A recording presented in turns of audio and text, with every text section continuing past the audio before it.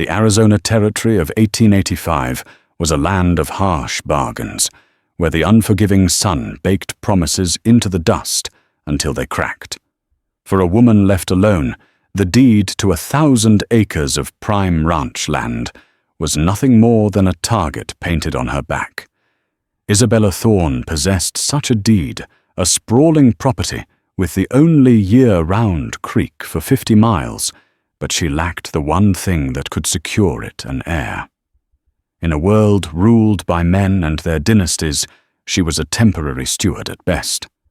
This is the story of her impossible choice, a pact made in desperation between a lonely widow and a silent Apache warrior, a bargain that would either build a legacy or burn everything she had to the ground. The silence of Thorn Creek Ranch was a living thing. It pressed in on Isabella Thorne from the vast cerulean sky and rose from the parched earth in shimmering waves of heat. It was a silence filled with the ghost of her husband Caleb, whose laughter had once echoed against the canyon walls, and whose heavy footsteps had been a comforting rhythm in the two-room cabin he'd built with his own hands. Now, 6 months after a fever had stolen him in the night, the only rhythm was the frantic beating of her own heart. The land was everything to Caleb.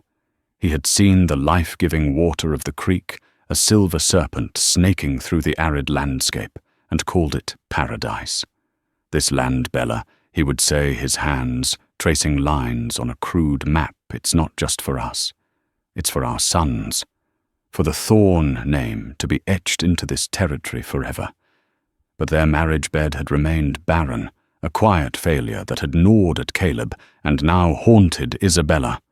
Without a son, the Thorne name would die with her. Worse, it made her vulnerable. Silas Blackwood, whose Bar B ranch sprawled across the neighboring lands, had the hungry eyes of a vulture. He'd made no secret of his desire for Thorn Creek and its precious water. His initial offer of condolence had quickly soured into a series of thinly veiled threats disguised as purchase offers. A woman alone can't manage a spread this size. He'd sneered during his last visit, his portly frame blocking the sun in her doorway. "Sell to me, Mrs. Thorne. It's the sensible thing, before something unfortunate happens." The sheriff in the town of Prosperity, Elias Vance, was a good man, but stretched thin, responsible for a county larger than some eastern states. He'd offered what comfort he could. "Just be watchful, ma'am. Blackwood is a snake, but he's a cautious one." Caution wouldn't save her. She knew it in her bones. She saw Blackwood's men riding the property line, their presence a constant silent pressure. The well had been fouled last week, a dead coyote stuffed down its gullet. An accident, they'd claim, but she knew better. It was a message. Loneliness was a physical ache, a hollow space in her chest that the wind seemed to blow right through. But desperation was a fire, and it was beginning to burn away her grief, leaving behind a hard, sharp resolve.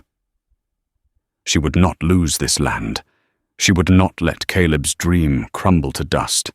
If the world demanded a son to legitimize her claim, then a son she would have. It was during a late afternoon ride, checking the fences. Blackwood's men were so fond of cutting that she first saw him. He was standing on a rocky outcrop overlooking the creek, as still as the red stone he stood upon. He was an Apache. She knew from the simple buckskin leggings, the band holding back his long black hair, and the proud, unyielding set of his shoulders. He was not of the reservation bands. He had the look of a man who belonged only to the mountains, and the sky, a remnant of a time that was fast disappearing. Fear was her first instinct. Her hand went to the Winchester, scabbarded on her saddle. But he didn't move. He wasn't looking at her, but at the water, his gaze distant, as if seeing something she could not. He carried a bow, not a rifle, and a single knife at his hip. He was lean, forged by hardship, his skin the color of burnished copper. There was no menace in his posture, only a profound solitude that mirrored her own. She watched him for a long time, the sun sinking toward the horizon and painting the sky in fiery strokes of orange and purple. An idea wild and terrifying began to sprout in the barren soil of her mind. It was madness. It was ruinous. It was, she realized with a shocking clarity, her only hope. For 3 days she saw him. He never came closer to the cabin, keeping to the high ground, a silent observer. He hunted, she noticed, with an efficiency that was breathtaking. A single arrow, a clean kill. He moved through the harsh terrain with a grace she'd never witnessed a part of the land, in a way she and Caleb had never been. They were its owners. He was its kin. On the 4th day she rode out to meet him. She left her rifle in its scabbard, a gesture of trust she wasn't sure she felt. Her heart hammered against her ribs, each beat a drum of warning. "Turn back, you fool! This is how you die." He watched her approach, his dark eyes, missing nothing. He didn't reach for his knife or bow. He simply waited. She halted her horse a respectful distance away. The silence stretched, broken only by the buzzing of insects and the soft sigh of the wind. "You have been watching my land," she said, her voice steadier than she expected. He gave a slight, almost imperceptible nod. His gaze was unnerving, direct, and assessing. "My name is Isabella Thorne," she continued, forcing herself to hold his gaze. "This ranch belongs to me." He remained silent. His face was a mask of stoicism, but his eyes held a deep, ancient sorrow. He looked like a man who had lost everything. She knew the feeling well. The mad words tumbled out before she could stop them, a desperate plea born of sleepless nights and gnawing fear. "I need a son," she said, the statement stark and shocking in the open air. "My husband is dead. The law, the men in this territory, they will not let a woman hold this land without a male heir to carry the name." His expression did not change, but a flicker of something, surprise, curiosity entered his eyes. "I have seen you," she pressed on her voice, gaining strength. "You are strong. You are a survivor. You are alone, as am I." She took a deep breath, the air scorching her lungs. This was it, the precipice. "I will give you my land," she said, the words hanging between them, unbelievable and immense, all of it. 1,000 acres and the only constant water in this valley. I will sign the deed over to you, to do with as you please, if you give me a son. There. The bargain was laid bare, ugly and raw. She offered him a home, a future, everything she had. In return, she asked for the one thing he could give that would save her, even as it would surely condemn her in the eyes of the world. The Apache warrior finally broke his silence. His voice was low and rough, like stones grinding together. He spoke English with a measured, careful cadence, as if the words were foreign objects in his mouth. "You would bargain your spirit for dirt and water?" he asked. "My spirit is already broken," she whispered the truth of it, aching in her throat. "And this is more than dirt. It's a legacy. It's the only thing I have left to fight for." He looked away from her, then his gaze sweeping across the land, over the creek, the cottonwoods, the distant hazy mountains. He saw the fences that scarred the earth, the cabin that was a foreign intrusion, but he also saw the life-giving water and the shelter of the canyons. He had no tribe, no family. He had only his skills and his memories, both of which were fading currency in a white man's world. She was offering him a place to stand his ground. After what felt like an eternity, he looked back at her. The setting sun cast his face in shadow, but she could see the decision in his dark, solemn eyes. "I am Cale," he said, and then with a single grave nod, he accepted her desperate, impossible bargain. Kyle did not move into the cabin. Instead, he constructed a wickiup, a simple domed structure of willow branches and brush tucked into a small sheltered cove near the creek. It was close enough for Isabella to see from her window, a constant, silent reminder of the pact they had made, yet far enough to grant them both a measure of privacy in their unnatural arrangement. The first week was a study in silence and space. They were two planets held in a strange, unwilling orbit, circling a common center of desperation. Isabella would leave a plate of food stew bread, whatever she'd cooked for herself, on a flat rock between the cabin and his dwelling. Hours later, the plate would be returned wiped clean. They exchanged no words. There was no need. The terms of their contract, though, spoken only once, were as binding as any document filed with the territorial court. Kyle's presence changed the ranch immediately. He was not a hired hand to be given orders. He was a partner in their bizarre enterprise, and he worked with a silent, relentless purpose. The first thing he did was patrol the entire perimeter of Thorn Creek. Isabella watched from a distance as he moved with an economy of motion that was almost hypnotic, reading the land like a book she had only skimmed. He found the 3 sections of cut fence she had missed and repaired them using wire he'd salvaged from a broken-down buckboard behind the barn. He found snares set for her few chickens, the work of Blackwood's men, and dismantled them. He began to hunt, leaving a dressed rabbit or quail on her porch in the cool of the early morning. His contributions were a quiet reproach to her own struggles. Where she had toiled, he simply provided. The land, which had been a source of anxiety and back-breaking labor for her, seemed to yield its bounty to him willingly. One afternoon, Silas Blackwood's foreman, a sneering man named Fletcher, with tobacco-stained teeth, rode onto her property, letting the gate swing wide behind him. Isabella came out onto the porch, her shotgun held loosely in her arms. Ma'am Fletcher said, not bothering to remove his hat. "Mr. Blackwood sent me to see if you've reconsidered his generous offer. Getting mighty dry out here for a woman on her own." Before Isabella could reply, a shadow detached itself from the barn. It was Cale. He held his bow, an arrow nocked but not drawn. He said nothing. He didn't need to. His presence was more potent than any threat. He was lean muscle and lethal, intent, his eyes as hard and dark as obsidian. Fletcher's sneer faltered. He looked from the imposing Apache to Isabella, a new, ugly understanding dawning on his face. He'd come expecting to intimidate a grieving widow, not to confront a warrior. His eyes narrowed with a look of mingled disgust and suspicion. "Got yourself some help, I see." He spat the word help, dripping with insinuation. "I'm not on my own anymore," Isabella said, her voice cold. "Now get off my land."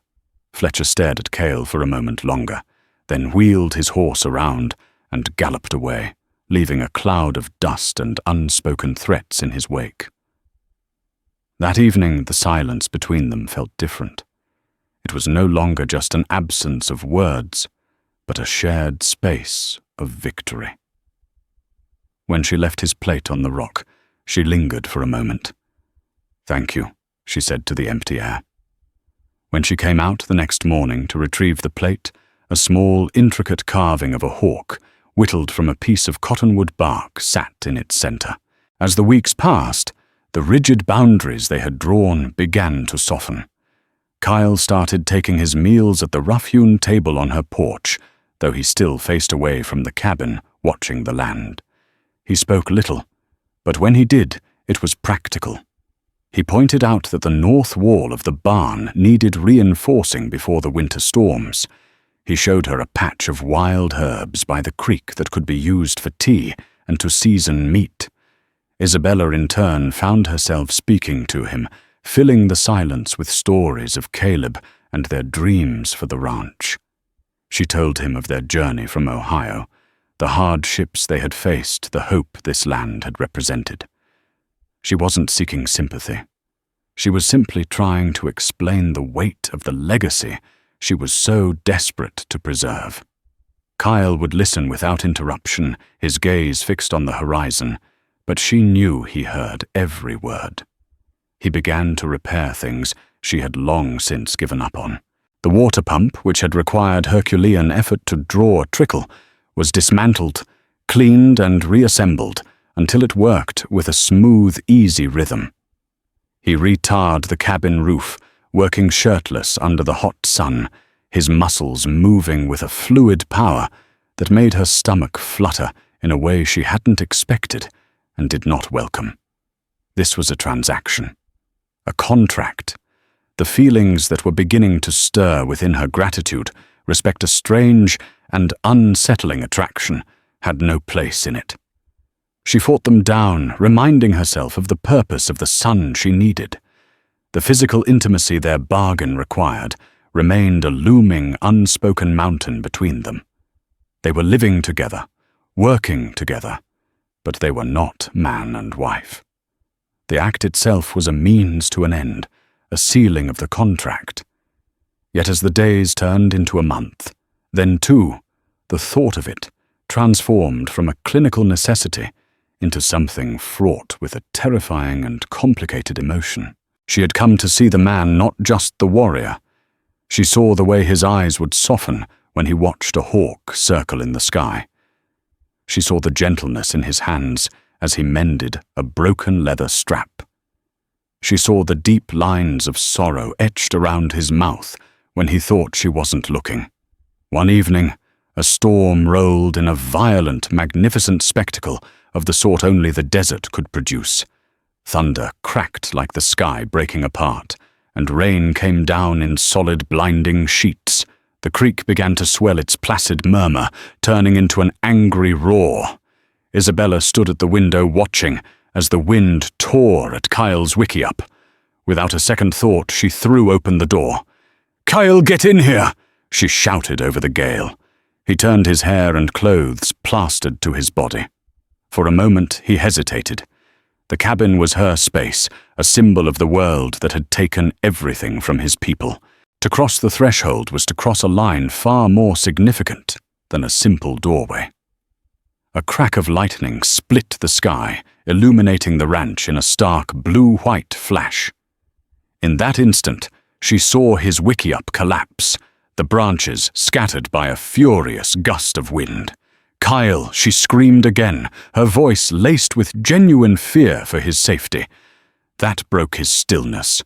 He moved toward the cabin, a lithe shadow against the storm, and stepped inside, bringing the wildness of the night in with him. He stood dripping on the floorboards, looking profoundly out of place amidst her calico curtains and Caleb's sturdy plain furniture. The storm raged outside, but inside the small cabin, a new and more turbulent storm was brewing. The contract was about to be honored. The trip to prosperity was a necessary evil. Supplies were low, and the rumors Fletcher had undoubtedly spread needed to be faced sooner or later. Isabella insisted Cale come with her. His presence was a shield, but she also knew it was a lightning rod. To arrive in town with an Apache warrior at her side was not just a statement, it was a declaration of war on the town's fragile sensibilities. They rode in the buckboard, Kyle sitting silent beside her, his bow resting across his lap. He scanned the horizon, his eyes constantly moving, assessing threats she couldn't see. He was a man accustomed to a world of silent danger, while she was about to enter a world where the danger came from whispers and sidelong glances. As they rolled down Prosperity's dusty main street, conversations halted. Windows of the saloon, the mercantile and the dressmaker's shop suddenly gained new observers, faces pressed against the glass eyes, wide with a mixture of shock, fear, and righteous indignation. Mrs. Gable, the portly wife of the town pastor, was sweeping her porch. She stopped mid-sweep, her mouth falling open in a perfect O of outrage before she gathered her skirts and scurried inside, slamming the door behind her. Isabella kept her chin high, her gaze fixed straight ahead, though she could feel the heat of 100 stares on her skin. She was keenly aware of Kyle beside her, of his stoic indifference to the venom being directed their way. He seemed no more concerned by the townspeople's glares than he was by the buzzing of a fly. Her first stop was the mercantile. Mr. Henderson, the proprietor, had always been kind to her and Caleb, but today his face was a mask of strained neutrality. Mrs. Thorne, he mumbled, his eyes darting nervously toward Cale, who remained outside by the wagon. Mr. Henderson, she replied coolly, handing him her list. Flour salt coffee, and a new axe head. As Henderson gathered her items, 2 women Isabella knew, from church, Constance Mayer and Beatrice Croft, entered the store. They stopped short when they saw her pulling their shawls tighter, as if against a sudden chill. Isabella Constance said, her voice dripping with false concern, "We've been so worried about you. We heard you've taken in a stray." The insult was plain. Isabella's hands tightened into fists. "I have a man working my land, Constance. It's a big ranch for one person." "A man," Beatrice scoffed, her voice a piercing whisper. "That's no man, Isabella. That's a savage. It isn't decent. What would your dear departed Caleb think?" The mention of her husband's name was a deliberate cruelty. "Caleb would want me to protect his land," Isabella snapped, her control fraying, "which is more than anyone in this town has offered to do."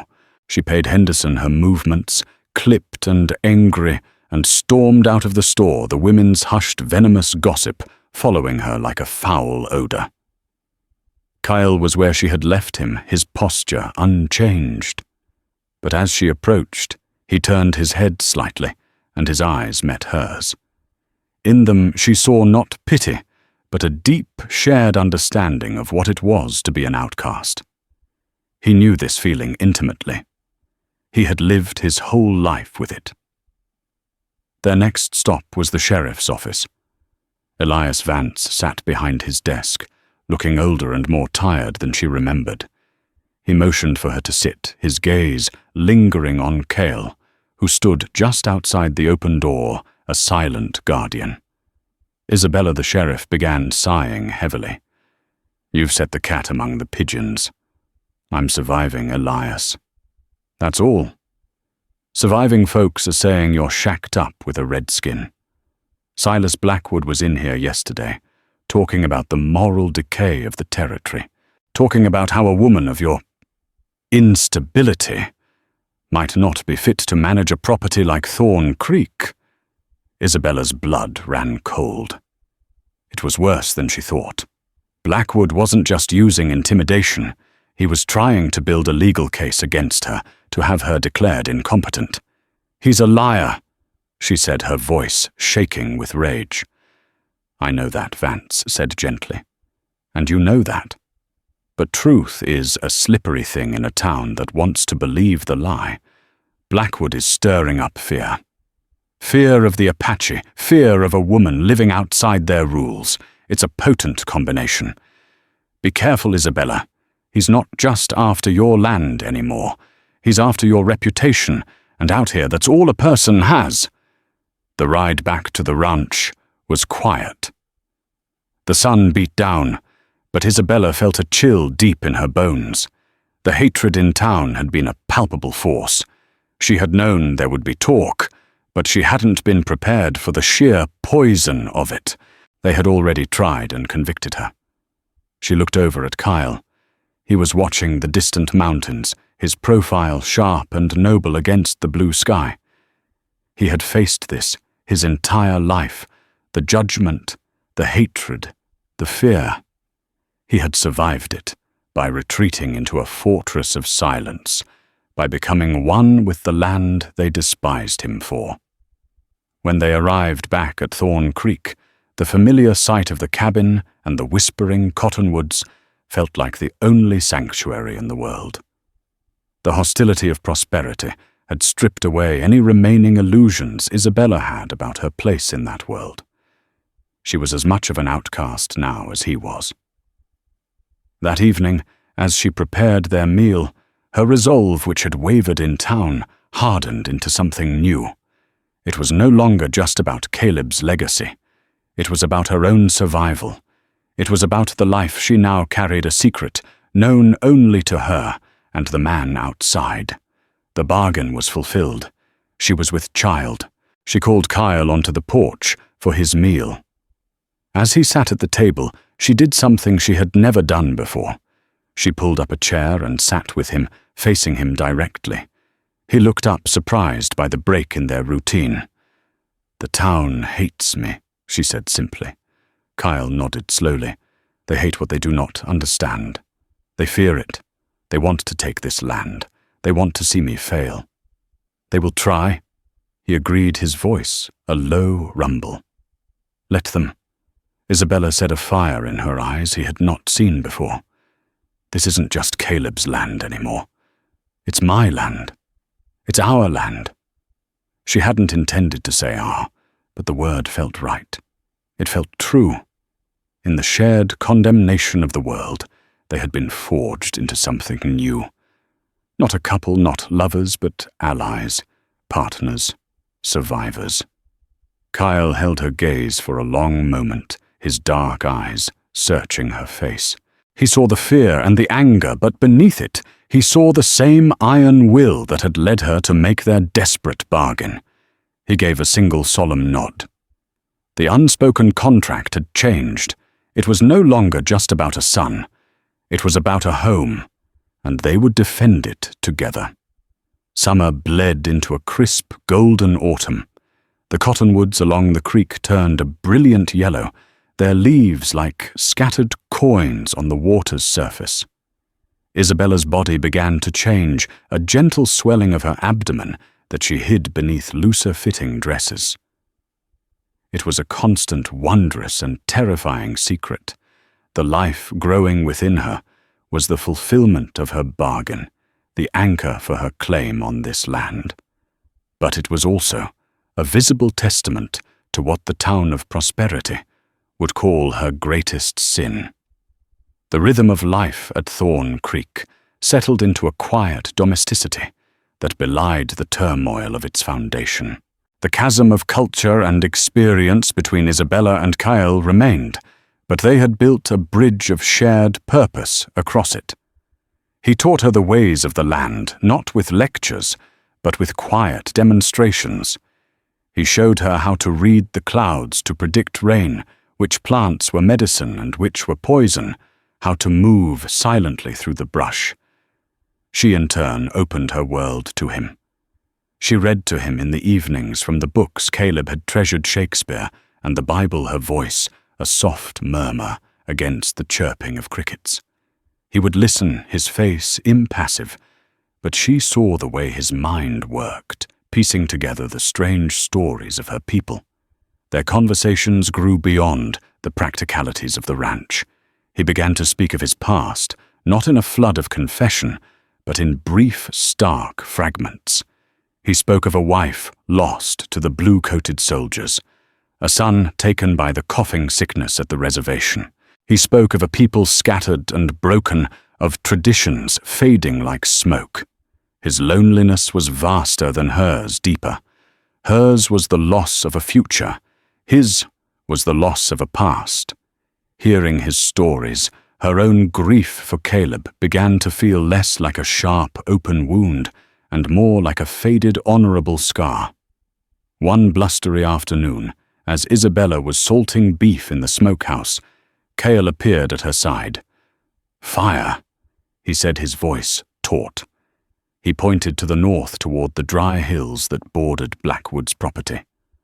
A plume of greasy black smoke was rising into the sky, pushed toward them by a strong wind. It wasn't a wildfire.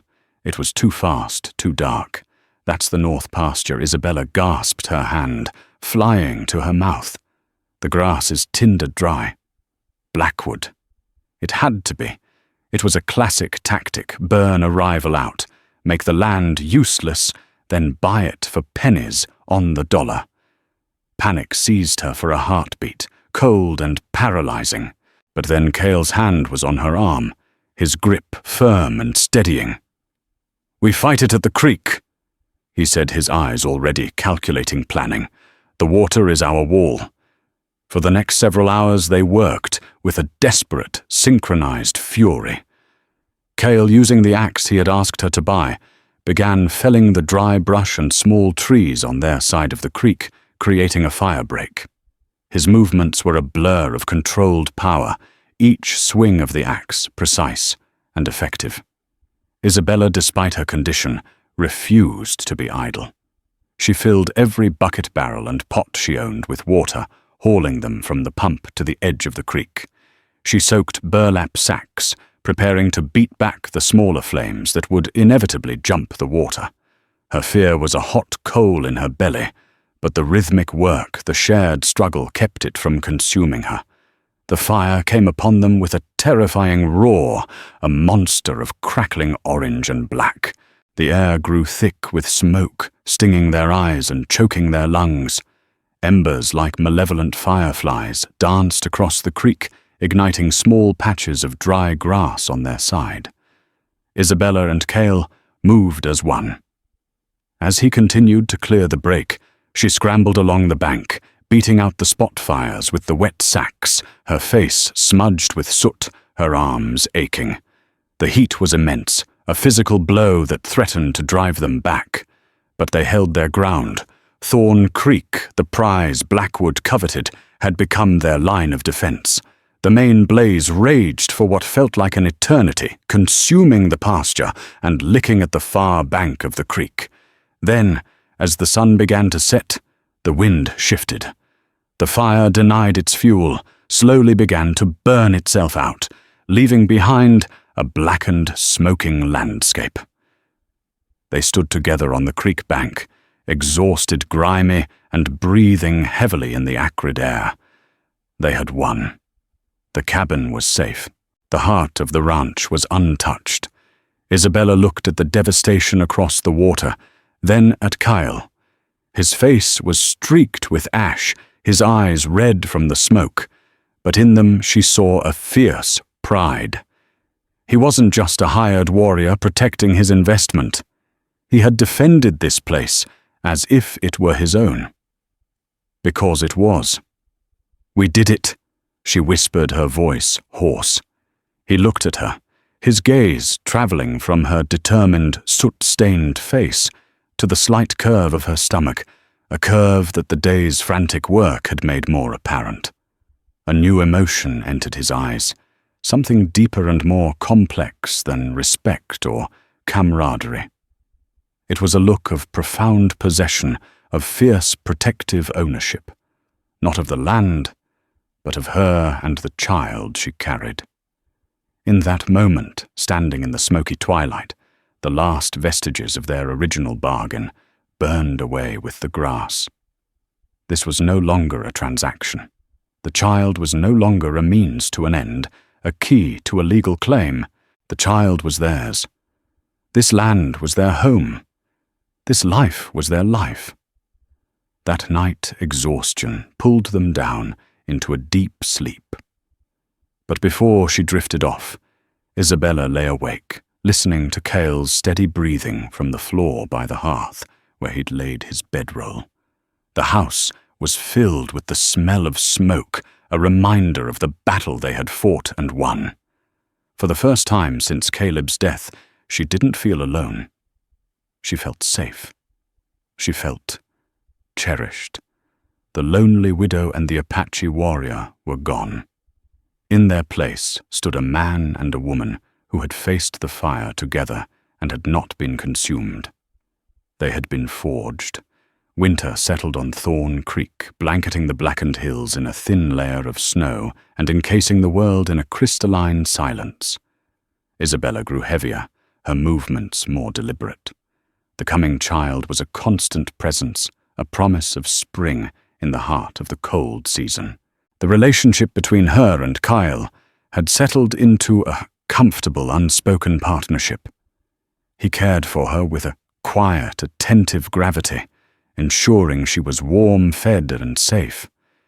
He carved a cradle from a fallen cottonwood, its surfaces sanded smooth as river stone.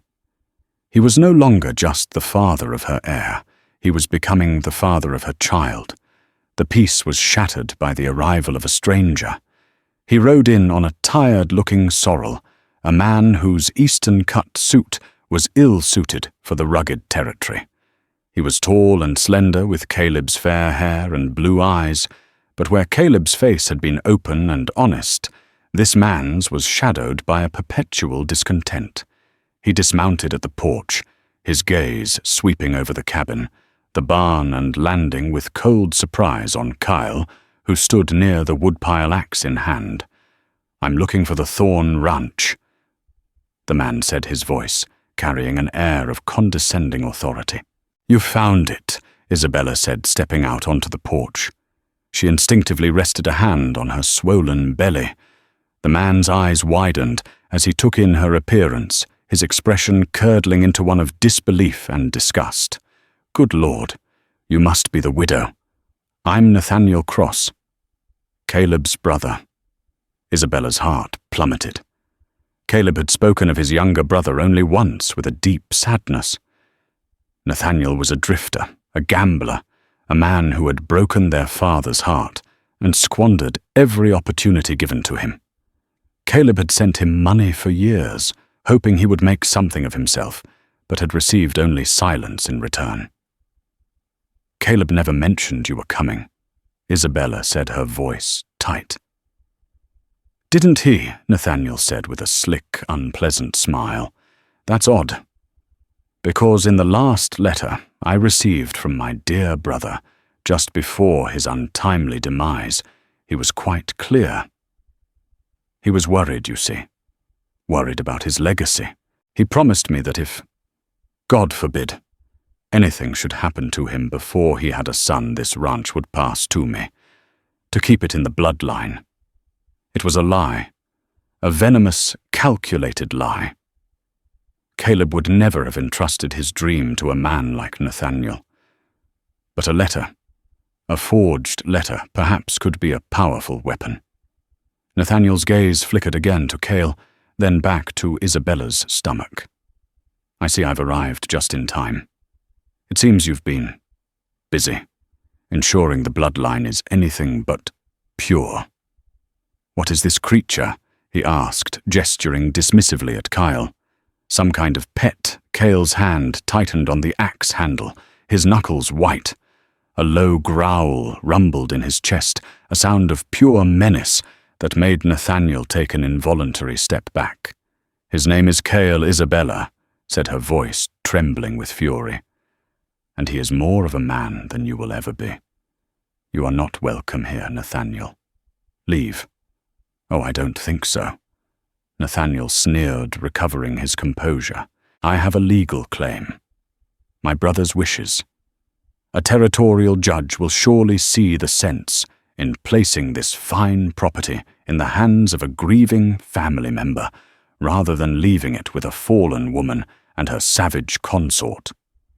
Especially a woman so clearly addled by her grief." He was echoing Blackwood's words. It wasn't a coincidence. They had to be working together. The fire had failed, so now they were trying a new attack, one aimed at the law and public opinion. Nathaniel tipped his hat with mock politeness. "I'll be staying in Prosperity, at the hotel. My lawyer will be in touch. I do hope we can settle this amicably." He mounted his horse and rode away, leaving a toxic silence in his wake. The ghost of Caleb, once a comforting memory, now felt like a weapon turned against her. Nathaniel was a parasite, attempting to claim a legacy he had no part in building, using a twisted version of Caleb's own desires to do it. That night, the cabin felt small and besieged. The peace they had built was gone, replaced by a gnawing anxiety. "He is a snake," Cale said, his voice dark.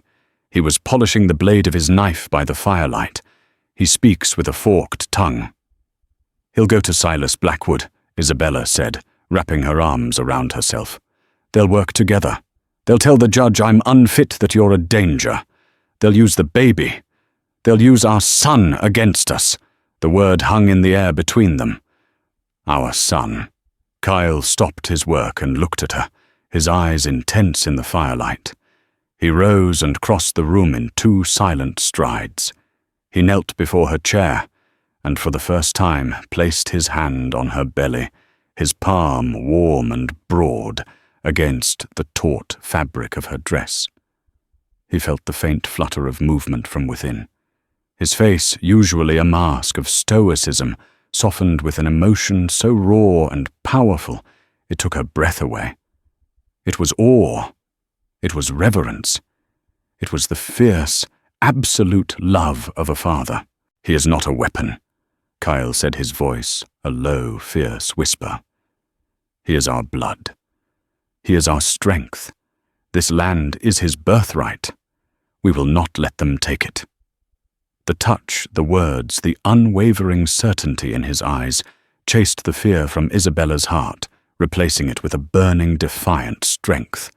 The bargain she had made in a moment of desperate weakness had given her more than just an heir. It had given her a partner. It had given her a family.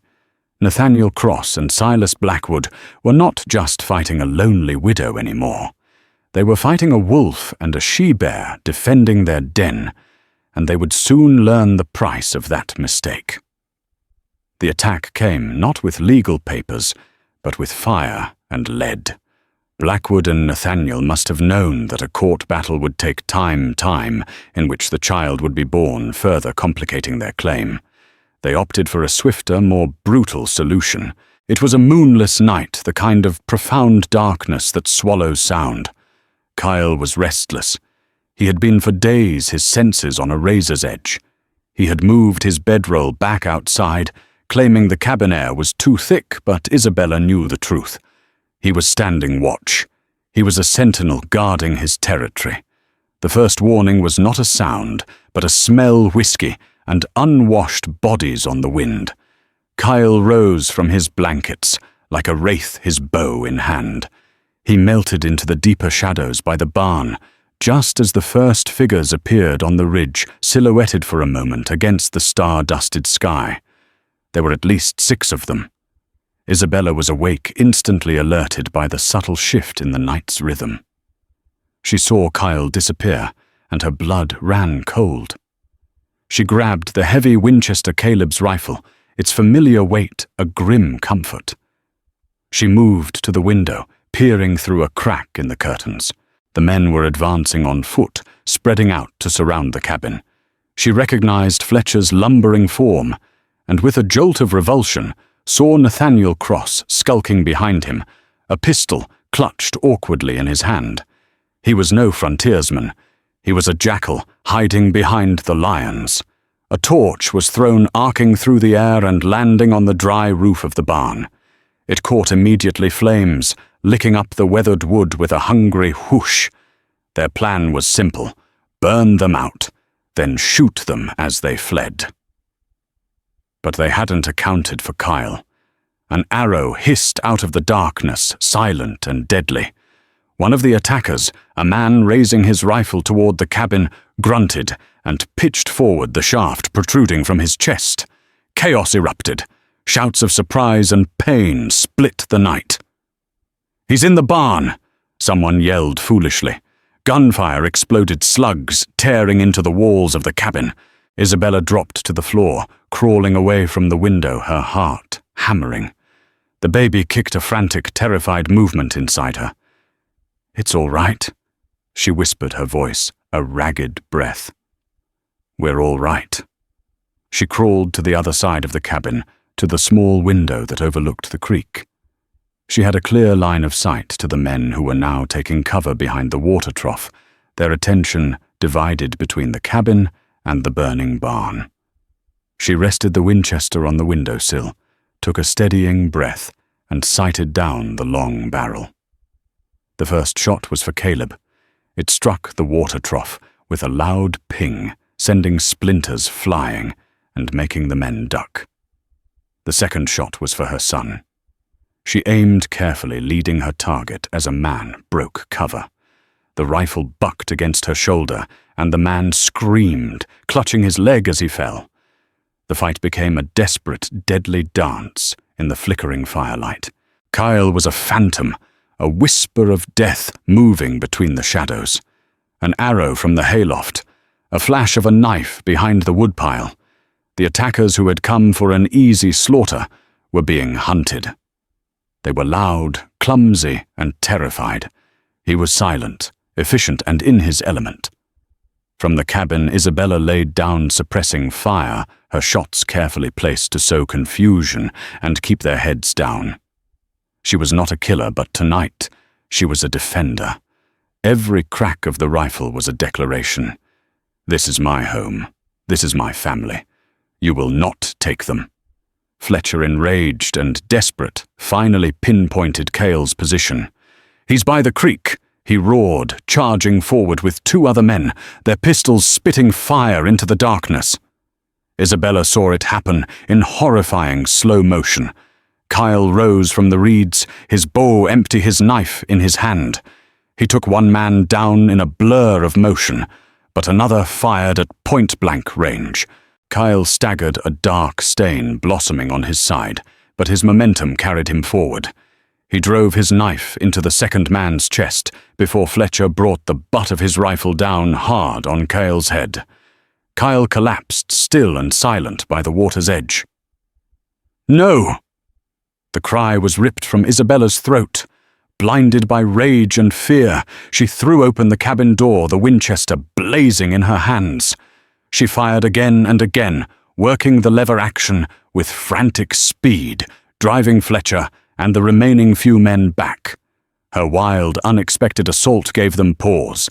They had the warrior down, but the woman was fighting like a cornered she-cat.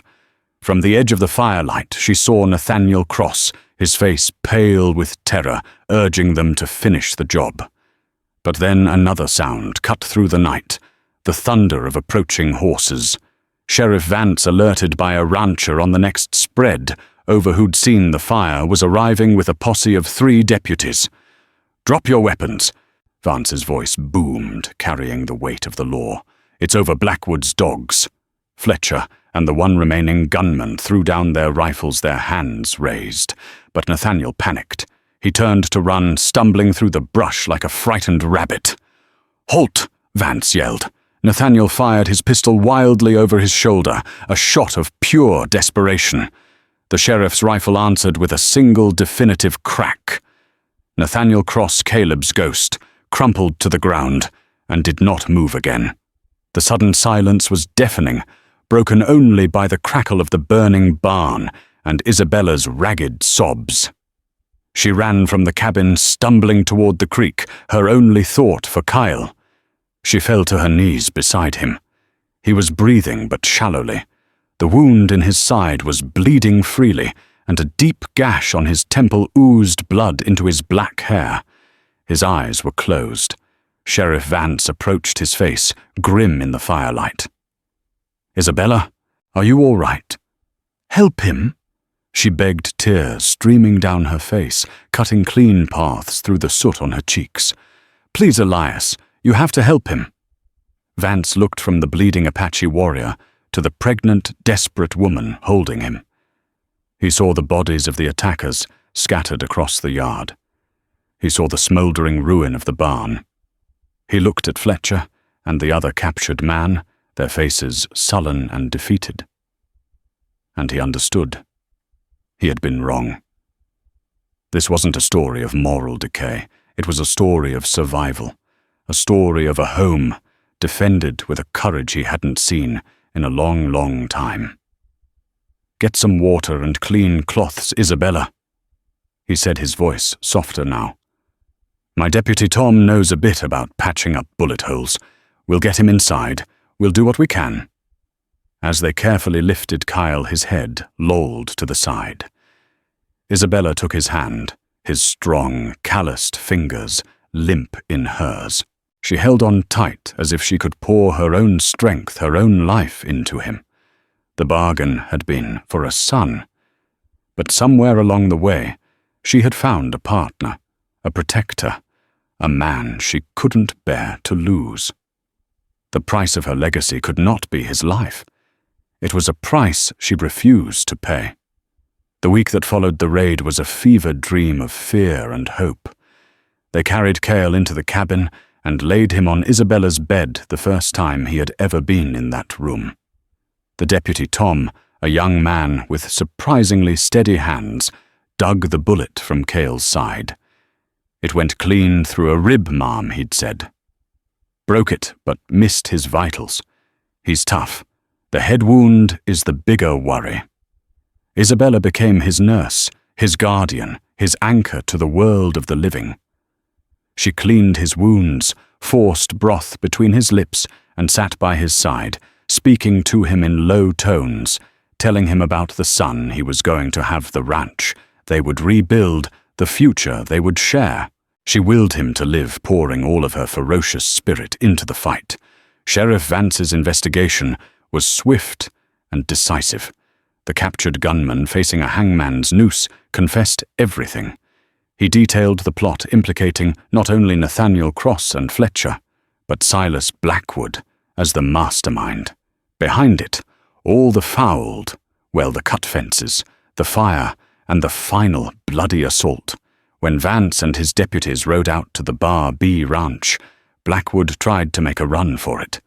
He didn't get far. The official report said he was shot resisting arrest.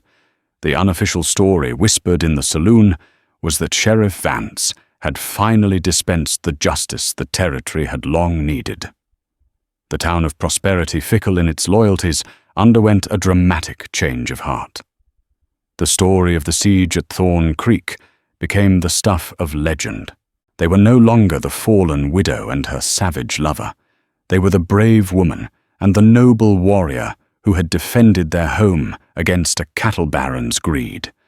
Constance Mayer and Beatrice Croft even brought a basket to the ranch, filled with bread and jams, stammering apologies before beating a hasty retreat.